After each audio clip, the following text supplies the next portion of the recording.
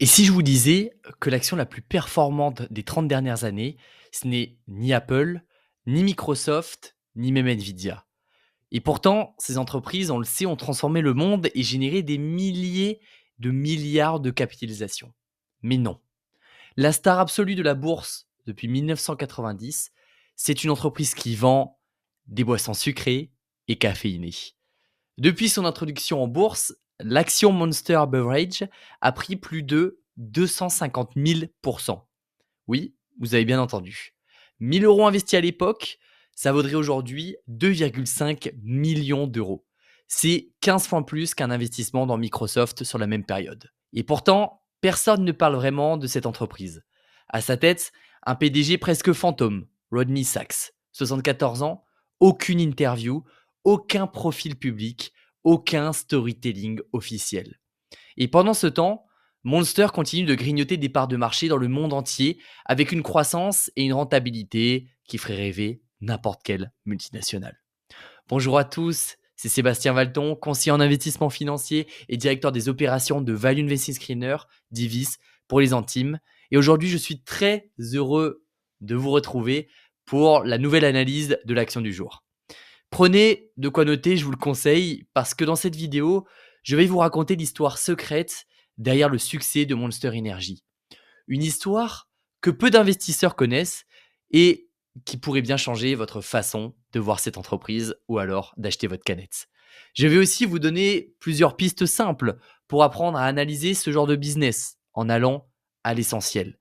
Et ensemble, on va répondre à une question cruciale.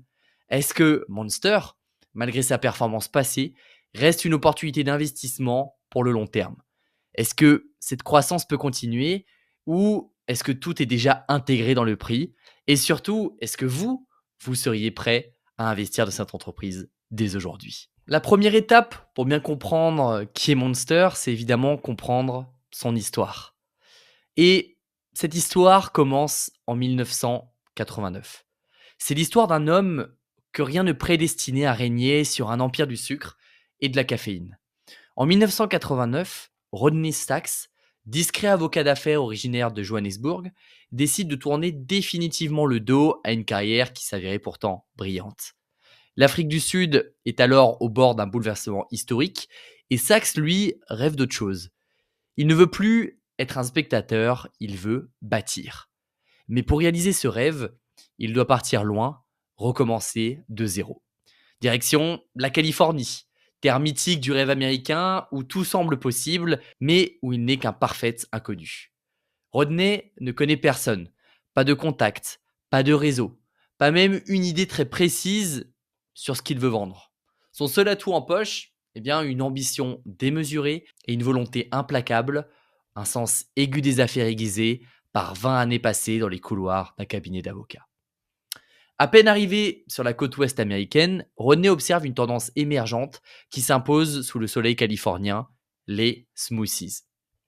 Partout dans les rues, les salles de sport, les cafés branchés, les gens dégustent des jus épais aux couleurs vitaminées.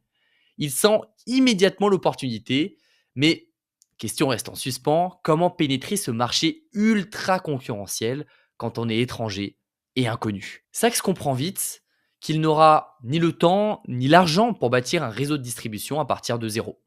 Alors, il fait un pari stratégique, il décide de racheter une entreprise déjà établie, mais totalement défaillante, un peu à la Bernard Tapie, pour s'appuyer sur son réseau existant.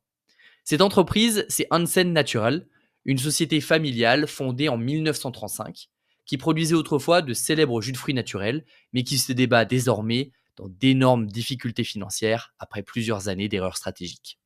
En 1990, avec ses associés et grâce à un emprunt risqué à levier, Sachs rachète Hansen pour 14 millions de dollars. Un énorme pari, surtout à l'époque, d'autant plus que l'entreprise ne compte plus que 12 salariés et croule sous les dettes. Les proches de Rodney le prennent littéralement pour un fou. Mais Sachs ne rachète pas une entreprise. Il rachète un canal de distribution. Il voit Hansen comme une porte d'entrée vers son rêve américain. Ce qu'il ne sait pas encore, c'est qu'il vient d'acquérir bien plus qu'un réseau de distribution. Il vient d'acquérir le berceau d'un monstre qui allait bientôt bouleverser un marché tout entier. Et c'est alors À partir de cette acquisition, que pendant plusieurs années, tout se déroule exactement comme prévu. Après 4 ans d'efforts acharnés pour restructurer Hansen, René lance en 1995 sa première gamme de smoothies. C'est un succès immédiat et flamboyant. Les ventes décollent et l'entreprise réalise pour la première fois un bénéfice positif, 400 000 dollars. Sachs croit avoir trouvé alors la recette miracle. Mais les succès, on le sait, ne peuvent pas dans tous les cas être éternels. En 1997, un événement inattendu vient rebattre brutalement les cartes. Un concurrent surgit du néant et bouleverse totalement le paysage des boissons. Son nom, vous le connaissez tous, Red Bull. Une canette étroite, un goût étrange, un effet stimulant, immédiat, et surtout une stratégie marketing audacieuse encore jamais vue. Red Bull ne vend pas seulement une boisson, elle vend un véritable lifestyle. Sachs réagit alors immédiatement. Il voit l'opportunité énorme que représente ce nouveau marché, les boissons énergisantes. Pressé par le temps, il lance un peu à la hâte sa propre version, la Hansen Energy. Bon, je vous l'avoue, c'est pas le nom le plus sexy. Mais cette première tentative est un échec cuisant. Pourquoi? Parce que Hansen Energy ne comprend pas son public. Hansen s'entête à promouvoir cette boisson comme saine dans la continuité de ses smoothies. Sachs et son équipe n'ont pas saisi l'essentiel.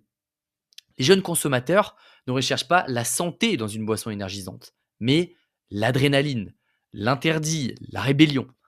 Tandis que Red Bull déploie des ambassadeurs sur les campus, sponsorise des événements spectaculaires et extrêmes, Hansen Energy reste timide, discrète, presque invisible.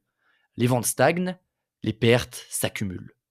Pendant 5 ans, Hansen se débat avec une boisson que personne ne désire réellement. Les caisses se vident dangereusement, le rêve californien de Sachs est à 2 doigts de se transformer en cauchemar, mais c'est dans ce gouffre et dans ce moment critique que Sachs comprend une vérité essentielle. Pour battre un géant comme Red Bull, il ne suffit pas de suivre le mouvement, il faut oser casser les codes, aller encore plus loin, être encore plus audacieux.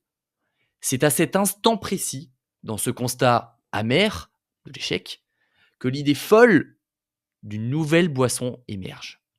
Une boisson qui va tout changer. Une boisson qui ne portera plus le nom sage et familial d'Hansen, mais celui d'un monstre prêt à conquérir l'Amérique, Monster Energy. En 2002, Hansen est alors au pied du mur. Rodney Sachs sait qu'il n'a plus le droit à l'erreur. Cette fois, il est déterminé à frapper fort. Il comprend donc, comme je vous l'évoquais, que pour gagner, il ne peut plus simplement suivre Red Bull, il doit devenir son opposé. Il abandonne alors complètement l'identité saine et sage de Hansen pour embrasser un nouveau positionnement audacieux et provocateur. Fini les petites canettes timides. Il veut du grand, de l'extrême. Sachs applique une philosophie typiquement américaine, go big or go home. La nouvelle boisson, je vous l'ai dit, s'appellera Monster Energy. Une énorme canette noire frappée de griffes vertes et fluo, chargée en sucre et caféine et surtout vendue exactement au même prix que la petite canette européenne de Red Bull. Un choix risqué, mais brillant. Les jeunes voient immédiatement l'avantage. Plus gros, plus fort, plus rebelle. Monster ne vend plus une simple boisson énergisante. Monster vend désormais une image, un symbole de liberté, de rébellion. La nouvelle canette fait sensation dès son lancement. Enfin, Hansen tient quelque chose de fort, de marquant. L'effet est immédiat, les ventes décollent et la marque Monster s'ancre dans l'esprit des jeunes Américains. Rodney Sachs le comprend alors très vite.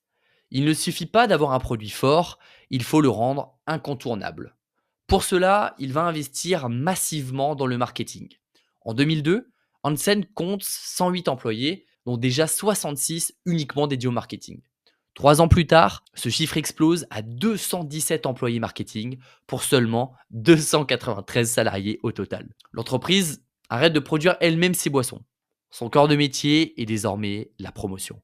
Monster Energy se déploie dans les événements sportifs. Ces événements sportifs sont les plus populaires auprès des jeunes rebelles américains. Le NASCAR, le skateboard, le motocross, les concerts de métal et même les combats de MMA. Chaque stand Monster devient une fête explosive aux couleurs néon, un symbole puissant d'appartenance à une culture jeune et rebelle. Rapidement, Monster envahit toute la culture populaire, à tel point qu'en 2011, le nom historique Hansen perd totalement de son sens, vous l'accorderez. La société décide de devenir officiellement Monster Beverage Corporation. L'ancien outsider est alors devenu un acteur incontournable. Mais le succès rapide attire l'attention des médias et des autorités sanitaires. En 2011, Monster est éclaboussé par un scandale dramatique. Des jeunes consommateurs ayant des antécédents cardiaques décèdent après avoir consommé des boissons énergisantes. La presse s'empare alors de l'affaire et Monster devient la cible numéro 1. Obligé de sortir de Londres, l'homme qui n'avait jamais fait d'interview, Rodney Sachs, doit se défendre publiquement devant le Congrès américain. Mais curieusement, cette controverse, loin de couler la marque, la renforce auprès de son public cible. Monster devient la boisson borderline par excellence, un produit qui incarne la rébellion et l'interdit. Les ventes continuent alors d'exploser. Mais la véritable révolution, elle arrive, elle, en 2014. Coca-Cola, conscient du phénomène Monster, investit massivement dans l'entreprise en acquérant 17% du capital pour plus de 2 milliards de dollars. Désormais, grâce au puissant réseau de distribution mondial de Coca-Cola, Monster n'est plus limitée au marché américain. Elle peut envahir le monde. Le petit outsider venu de Johannesburg, l'avocat qui avait tout quitté pour un rêve incertain, vient de créer un empire planétaire. Mais la concurrence guette déjà, prête à tout pour détrôner le géant. Le partenariat avec Coca-Cola aurait pu signer la fin du côté rebelle de Monster. C'est l'un des risques, on est d'accord. Après tout, comment rester anticonformiste lorsqu'on est soutenu par la plus célèbre marque de boisson au monde? Pourtant, Sachs n'est pas du genre à perdre son âme au profit de la croissance, et ça c'est très positif, surtout pour un investisseur long terme. Ce deal historique avec Coca-Cola ne signifie pas que Monster rentre dans le rang. Au contraire, Rodney Sachs y voit l'occasion ultime d'exporter l'esprit Monster partout dans la planète. Désormais, des ruelles de Tokyo aux plages de Rio, des clubs berlinois aux rues de Londres, Monster Energy se répand comme une traînée de poudre grâce au réseau tentaculaire de Coca-Cola. Chaque jeune consommateur dans le monde peut maintenant choisir la discrète petite canette de Red Bull ou la massive canette Rebelle, devenue symbole d'une génération entière en quête d'adrénaline et de liberté. La croissance est exponentielle. Monster, autrefois simple outsider californien, est désormais un colosse mondial valant plusieurs milliards de dollars. Mais Rodney Sachs, c'est bien que l'histoire ne s'arrête jamais là. Le succès attire immanquablement les rivaux, et parmi eux, un adversaire particulièrement dangereux émerge rapidement, Bang Energy. Bang Energy débarque sur le marché avec une stratégie radicale. 2 fois plus de caféine, un marketing ultra agressif sur TikTok, des influenceurs survoltés et surtout un budget publicitaire monumental. En quelques années seulement, Bang menace sérieusement la suprématie de Monster, captant une part significative de son marché jeune et hyper connecté. Rodney Sachs sent le danger. Un concurrent qui, comme Monster autrefois, joue la carte de l'excès, la provocation et réussit à séduire massivement les jeunes. Cette fois, Monster ne répliquera pas uniquement par la publicité ou l'innovation produit. Cette fois, le combat se déroulera dans un tout autre terrain, celui des tribunaux. En 2018, dans un coup magistral, Monster porte plainte contre Bang pour publicité mensongère sur la composition de ses boissons. La bataille juridique fait rage et Monster gagne le procès. Le verdict est très lourd. Bang doit payer une amende gigantesque de 300 millions de dollars à Monster. Bang, fragilisé par ce coup dur, ne tient pas longtemps. La société fait faillite quelques mois plus tard. Et c'est précisément à ce moment que Rodney Sachs réalise le même coup de maître qui lui avait réussi 30 ans plus tôt avec Hansen, racheter son concurrent en difficulté pour ainsi renforcer sa propre position. Monster s'offre à Bang Energy à moindre coût, mettant ainsi un point final spectaculaire à cette guerre sans merci. Mais en conclusion maintenant, que représente Monster Energy? Eh bien, après 3 décennies de combats acharnés, d'audace stratégique et de coups risqués, Rodney Sachs peut contempler son empire. De Johannesburg à la Californie, d'un simple avocat à un entrepreneur hors norme, il aura imposé sa vision au monde entier. Monster Beverage est désormais bien plus qu'une marque. C'est une icône de la culture populaire mondiale, l'incarnation d'un style de vie rebelle, audacieux et provocateur. L'histoire de Rodney Sachs est celle d'un homme ordinaire devenu extraordinaire, d'un outsider devenu un géant, d'un rêve devenu réalité. Mais surtout, cette histoire rappelle une vérité essentielle dans le monde impitoyable du business. Pour dominer un marché, il ne suffit jamais de copier ses concurrents. Il faut avoir le courage d'être différent, le courage d'être un monstre. Aujourd'hui, Monster Beverage Corporation n'est plus seulement une marque, mais un véritable empire diversifié et solidement implanté à l'échelle mondiale. Voyons alors comment l'entreprise gagne concrètement son argent. Monster Energy Drinks représente le cœur historique et la puissance économique de l'entreprise. Avec près de 6,9 milliards de dollars pour 2024, cette gamme constitue la majeure partie de ses revenus, confirmant sa position de leader incontestable sur le marché des boissons énergisantes. Strategic Brands, donc les marques stratégiques comme Predator ou Reign, complètent intelligemment l'offre, générant plus de 430 millions de dollars de chiffre d'affaires. Ces marques permettent à Monster de toucher des consommateurs au profil légèrement différent, tout en restant fidèle à son ADN énergisant. L'entreprise a également lancé des alcohol brands, c'est-à-dire des boissons alcoolisées qui constituent une nouvelle source de revenus depuis 2022.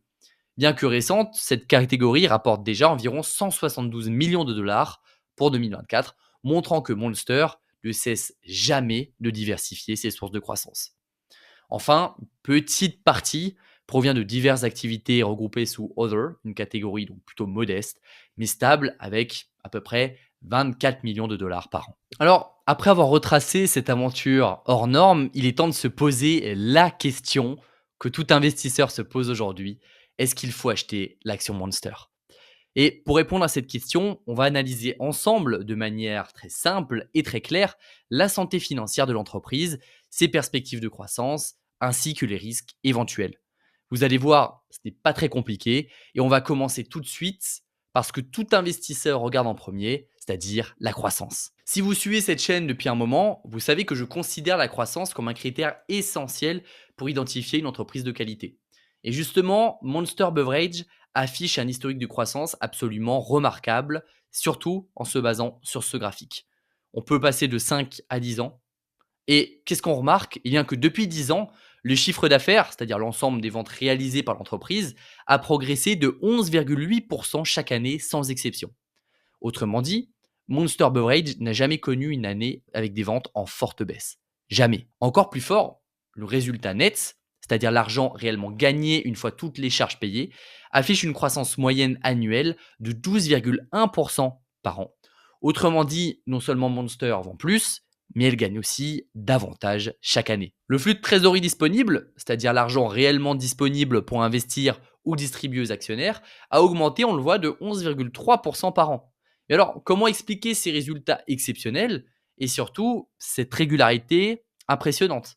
Eh bien, déjà, il faut se pencher sur les conditions macroéconomiques et aller lire les rapports annuels. Puisque la première raison, c'est que Monster est une entreprise extrêmement intelligente sur son modèle économique. On appelle ça un modèle asset light, donc léger en actifs. Mais qu'est-ce que ça signifie concrètement? Tout simplement que Monster ne possède quasiment pas d'usine, pas d'entrepôt, pas de camions. Elle fait appel en fait à des partenaires, comme Coca-Cola, on l'a vu dans son histoire, pour fabriquer, transporter et distribuer ses boissons. En réalité, Monster est surtout une entreprise de marketing, de branding. Elle se concentre sur la construction de marques fortes et laisse à d'autres le soin de générer et de gérer la logistique. Cela lui permet, elle, de générer énormément de cash chaque année sans avoir à investir massivement dans des actifs physiques coûteux. En parallèle, eh bien Monster réinvestit presque entièrement ce cash excédentaire dans la croissance future. Acquisition d'autres marques, rachat d'actions, parce que si vous augmentez mécaniquement la valeur des actions restantes, on le sait, et développement de nouveaux produits. C'est un choix délibéré de l'entreprise de ne pas verser de dividendes à ses actionnaires, préférant alors investir, réinvestir surtout intégralement pour garantir sa croissance future. Enfin, Monster a prouvé une capacité exceptionnelle à étendre sa marque principale dans plusieurs catégories différentes du secteur des boissons, on l'a vu, boissons énergisantes classiques, boissons alcoolisées, boissons à base de café ou boissons énergisantes sans sucre. Chaque lancement est une opportunité d'augmenter encore un peu plus son chiffre d'affaires. Mais la vraie question derrière, c'est peut-elle continuer à croître dans le futur? Cette croissance impressionnante, on l'a vu, peut-elle encore durer longtemps?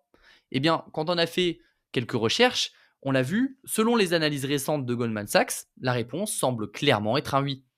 En novembre 2024, Monster a augmenté ses prix d'environ 5% aux États-Unis sur ses principales marques. Et le plus intéressant derrière tout ça, c'est que selon un sondage effectué auprès des revendeurs américains, 80% d'entre eux pensent que cette hausse des prix est durable. Autrement dit, Monster a toujours un excellent pouvoir de fixation des prix, ce qu'on appelle aussi le pricing power. Cela nous indique deux choses importantes pour l'avenir. Déjà que Monster devrait connaître une croissance d'au moins 5% simplement grâce à cette hausse de prix pour l'année 2025. Et ce chiffre est une estimation prudente puisque la croissance réelle pourrait être encore bien plus forte avec le lancement de nouveaux produits ou de nouvelles acquisitions. Donc maintenant, on vient de le voir ensemble, Monster est une entreprise qui affiche une croissance exceptionnelle et régulière depuis déjà de nombreuses années. Mais la croissance seule, vous le savez, ne suffit pas à déterminer si une entreprise est vraiment solide. Il faut aussi regarder sa capacité à dégager des profits, autrement dit, sa profitabilité. Et on va regarder ça ensemble, en prenant le temps d'expliquer évidemment clairement ce qu'on observe. Monster Beverage, ce n'est pas seulement une entreprise qui vend beaucoup, c'est une entreprise extrêmement rentable. Et pour le comprendre, on va analyser ensemble trois indicateurs très importants. La marge brute, la marge d'exploitation et la marge nette. La marge brute, pour rappel, c'est simplement ce qui reste à l'entreprise après avoir payé ses coûts directs de fabrication. Par exemple, les ingrédients, l'aluminium, les canettes. Chez Monster, cette marge brute est exceptionnelle. Environ 54,6% sur les 5 dernières années. Et quand on fait des recherches, soit presque 52% au-dessus de la moyenne du secteur, qui est autour actuellement de 36%. Autrement dit, pour chaque euro de chiffre d'affaires, Monster conserve plus de la moitié après avoir payé ses coûts directs. Mais de me demander comment c'est possible, eh bien la réponse tient en un nom et on l'a déjà vu, Coca-Cola. Parce que grâce à son partenariat stratégique avec Coca-Cola, Monster ne possède presque aucun équipement de production ou de distribution. Elle utilise alors les usines, les camions et la logistique mondiale de Coca-Cola. Ce modèle, pour rappel à cette slide, permet donc à Monster de réaliser d'importantes économies sur les coûts fixes comme l'emballage et les transports. Voilà pourquoi sa marge brute est si élevée. Ensuite, on a la marge d'exploitation. Pour faire simple, c'est ce qui reste à l'entreprise après avoir payé tous les coûts opérationnels, marketing, salaire, logistique. Monster affiche justement une marge d'environ 29,2% sur les 5 dernières années et donc à peu près, si on regarde actuellement, de 25-26%. Et cette marge, en fait, est presque 3 fois supérieure à la moyenne du secteur de 9,5%. C'est colossal. Et encore une fois, c'est grâce à son modèle économique. Monster dépense moins sur la logistique et concentre ses ressources sur le marketing et l'innovation produit. C'est vrai, point fort. Enfin, dernier point, il y a la marge nette. C'est le profit final après toutes les dépenses et les impôts. Monster atteint une marge nette de près de 23,5% sur les 5 dernières années, alors que la moyenne du secteur est à peine de 4%. C'est tout simplement une marge exceptionnelle. Elle prouve alors que Monster est capable de transformer efficacement ses ventes en véritable profit pour ses actionnaires. Si on regarde de plus près l'évolution de ces marges, on remarque que la marge brute de Monster est passée, on le voit, de 54,1%, 53,14% à 54,038%. Pourquoi cette amélioration? Eh bien, parce que même si Monster n'est pas cyclique du côté des ventes, donc c'est-à-dire qu'elle n'a jamais eu de baisse annuelle, elle est cyclique du côté des coûts, aluminium, carburant, etc. Actuellement, ces coûts sont plus faibles qu'il y a quelques années. Et Monster a aussi augmenté ses prix en 2024. Ça améliore immédiatement ses marges. Pour sa marge d'exploitation, Monster Energy a réussi à la faire progresser. Bon, on ne le voit pas, parce que là, 2023-2024, elle a baissé, mais en 2025, pour le moment, elle a augmenté et elle a même atteint 30,7%, ce qui prouve aussi une bonne maîtrise des coûts opérationnels. Par contre, petit point d'attention, certaines dépenses comme les frais administratifs ont légèrement augmenté par rapport au chiffre d'affaires de 11,4% à 12,3%. Ce qui peut être un signe que le management en profite un peu plus qu'avant après une année record. Malgré toutes ces petites nuances, globalement, les marges de Monster sont très solides et l'entreprise reste extrêmement rentable. Mais vous le savez, être très rentable ne suffit pas si cette rentabilité est fragile. On va donc maintenant parler de l'avantage ou désavantage concurrentiel de Monster, ce qui protège justement cette rentabilité exceptionnelle à long terme. Et c'est d'ailleurs quelque chose qui est très regardé par le père de l'investissement value, Warren Buffett. Sur le marché américain des boissons énergisantes, Monster Energy détient actuellement, ou détenait, une part de marché impressionnante d'environ 30% selon Statista en 2023, juste derrière le leader historique Red Bull. Donc, je vous ai sorti cette étude, que j'ai trouvée sur Internet. Mais selon les chiffres récents fournis par Monster elle-même aux investisseurs dans un rapport annuel, la réalité est encore meilleure. Avec l'ensemble de ces marques, qu'on appelle le MEC, Monster Energy Company, la société détient 35% du marché américain, dépassant ainsi très légèrement Red Bull à 34,7%.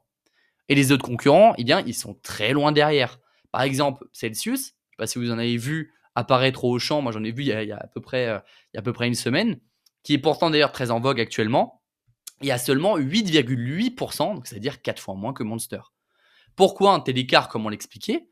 Parce que Monster a créé un véritable forteresse marketing en sponsorisant massivement des événements sportifs très populaires et très variés. On a la Formule 1, le NASCAR, MotoGP, motocross, sport extrême et même des jeux vidéo comme le très célèbre Call of Duty.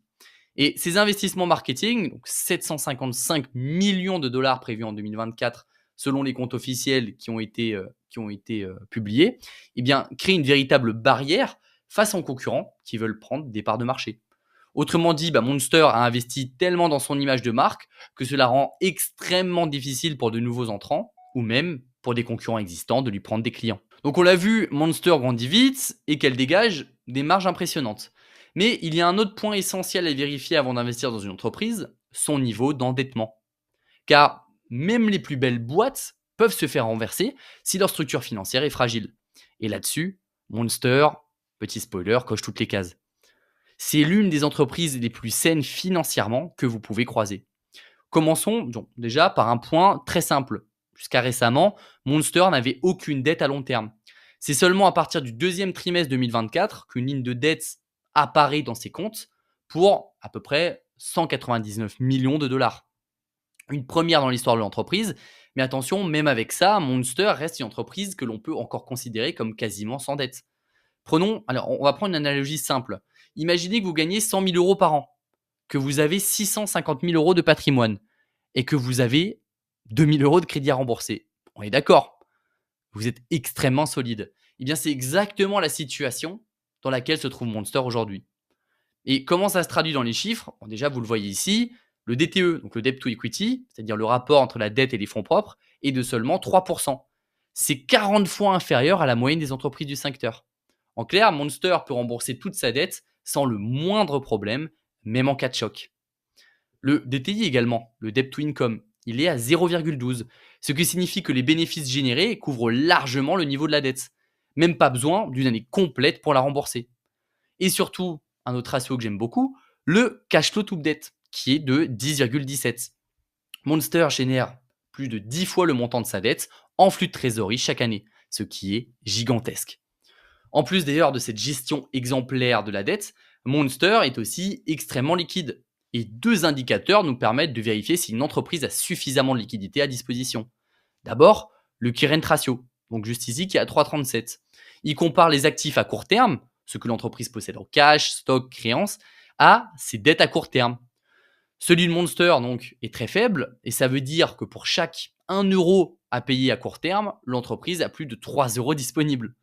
L'autre ratio, c'est le quick ratio, qui est un indicateur encore plus exigeant parce qu'il exclut les stocks qui sont difficilement, dans certains cas, liquidables. Et donc ce quick ratio, il est à 2,78, ce qui est également extrêmement élevé pour le secteur. C'est un peu comme si Monster, en fait, avait 3 fois le montant de son loyer en cash tous les mois, en permanence.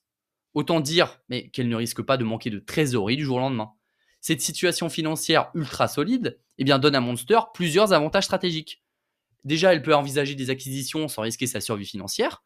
Elle peut, si elle le souhaite, commencer à verser un dividende sans compromettre ses capacités d'investissement.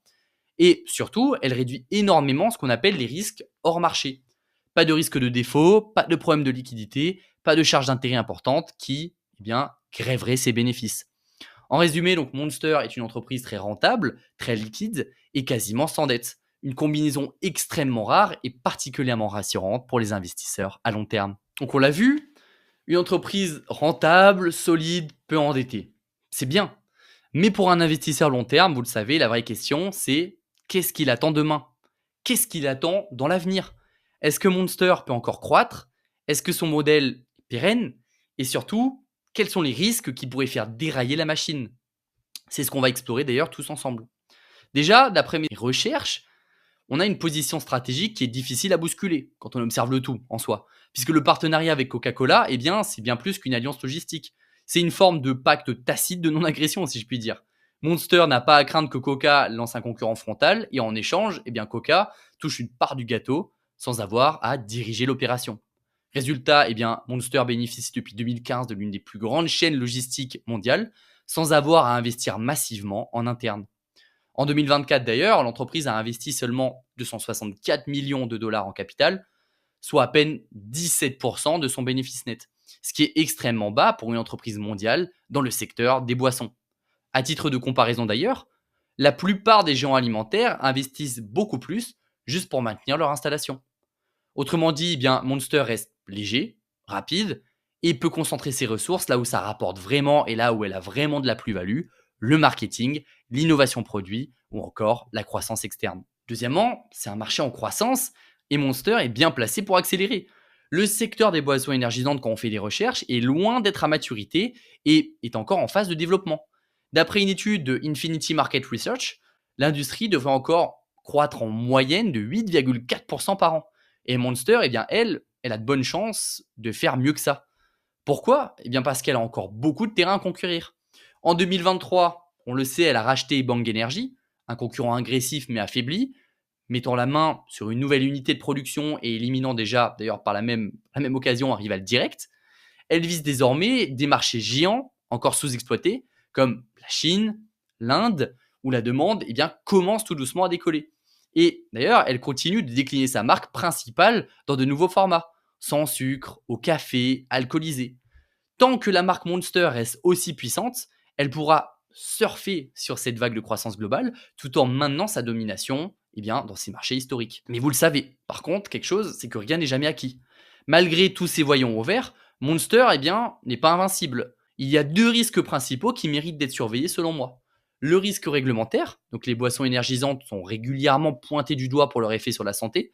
Dans certains pays, elles sont déjà interdites aux mineurs ou accompagnées d'avertissements sanitaires. Donc, c'est des litiges qui existent et il n'est pas exclu qu'un jour, une vague supplémentaire plus sévère vienne freiner leur expansion. Après, vous allez me dire ça, c'est dans de nombreuses autres industries. Et deuxièmement, c'est la dépendance aux produits phares. Aujourd'hui, plus de 80% du chiffre d'affaires vient toujours des canettes Monster Energy classiques. Si demain ce produit devait être restreint, attaqué en justice ou simplement moins apprécié par les consommateurs, eh bien l'impact serait majeur sur toute l'entreprise. La diversification existe, mais elle est encore eh bien, trop récente pour représenter une véritable assurance tout risque. Donc on vient de le voir, Monster coche toutes les cases d'une entreprise de très grande qualité. Croissance régulière, marge élevée, structure financière béton, image de marque puissante. Mais en bourse, vous le savez, ce n'est pas que la qualité qui détermine le gain potentiel, c'est le prix payé par rapport à cette qualité. Et c'est maintenant qu'on entre dans un sujet fondamental qui est la valorisation. Est-ce que l'action Monster est raisonnablement valorisée aujourd'hui? Est-ce qu'on en a pour notre argent ou est-ce que l'excellence a déjà été surpayée par le marché? Commençons déjà par le PER ou Price to Earning Ratio. Le PER, pour rappel, c'est simplement le prix payé pour $1 de bénéfice net. C'est comme si on achetait une entreprise au supermarché et qu'on vous disait, eh bien, ce paquet de 1 € de bénéfice vous coûte, eh bien, en l'occurrence, pour Monster, 37,88. En général, un PER de 10-15, c'est modéré. Un PER de 20-25, c'est le niveau moyen des belles entreprises de croissance. À 37-40, eh bien, on commence à parler de valorisation très élevée. Mais dans le cas de Monster, ce n'était pas forcément à justifier. Parce que ce que vous achetez ici, ce n'est pas un bénéfice stable et plat. C'est un bénéfice qui croît de 12% par an depuis 10 ans et qui pourrait continuer à le faire. Le PER reflète donc l'anticipation d'une croissance durable et non une simple rentabilité figée. Le price to free cash flow, ici, est également très élevé, avec 32,49. Ici, on ne regarde plus le bénéfice comptable, mais le cash réel qui rentre dans les caisses. Imaginez alors une entreprise qui gagne bien sa vie sur le papier, mais qui ne voit jamais l'argent sur son compte, parce que tout est immobilisé, dans les stocks ou les investissements. Eh bien, le PCF permet d'éviter cette illusion. À 32, Monster se situe bien au-dessus de la moyenne donc de l'industrie, mais il faut quand même nuancer ce chiffre. Déjà, elle transforme efficacement son chiffre d'affaires en cash et surtout, elle réinvestit très peu en immobilisation, comme on l'a vu précédemment puisqu'elle est asset light. L'autre point, l'autre ratio qu'on peut regarder, c'est bien l'entreprise value sur EBITDA qui est de 27,09. C'est l'un des ratios préférés des analystes professionnels. Il mesure la valeur totale de l'entreprise, y compris sa dette, par rapport à sa performance opérationnelle pure, c'est-à-dire avant impôts, intérêts et amortissements. Pourquoi c'est utile? Parce qu'il neutralise les effets liés à la structure de financement, à la fiscalité locale ou au choix d'investissement passé. C'est comme comparer deux voitures sur un banc d'essai sans se soucier de qui paye l'assurance ou les réparations. Ici encore, Monster est bien valorisé, bien au-dessus de la moyenne du secteur, donc parce qu'elle a 27,09, c'est du secteur, et de 10,86. Et cela reflète le fait qu'on est face en fait à un acteur ultra rentable avec des perspectives solides, mais on ne peut pas dire que c'est bon marché. Enfin, on a le PS ou Price to Sales, donc qui est à 7,69 à l'heure actuelle contre 1,70 pour l'industrie. Ce ratio, pour rappel, il indique combien on paye pour 1 euro de chiffre d'affaires. Plus il est élevé, plus le marché estime que l'entreprise est capable de transformer ce chiffre d'affaires en bénéfice solide. Et là encore, Monster est dans le rouge, parce que bien plus élevé que la moyenne du secteur. C'est cher, très cher, surtout dans un secteur où les volumes peuvent fluctuer. Mais ça reste cohérent encore une fois avec ce qu'on a vu. Des marges très élevées, une image de marque forte, une structure légère et surtout une domination de marché. Donc en résumé, pour la valorisation, on paye cher pour la qualité Monster et c'est clairement une entreprise premium. Elle se paye comme telle. Tous les ratios de valorisation sont dans le haut du panier, voire très élevés. Est-ce exagéré? Peut-être, mais il faut ici comprendre ce que le marché nous vend à travers ce prix. Une marque iconique, une croissance solide, un business model éprouvé et très peu de dettes. Est-ce que c'est le moment d'acheter? Ça, c'est à vous de vous faire votre propre avis. On arrive donc en fin de vidéo et ce qu'on peut dire, c'est que Monster Beverage coche presque toutes les cases de ce qu'on attend d'une entreprise exceptionnelle.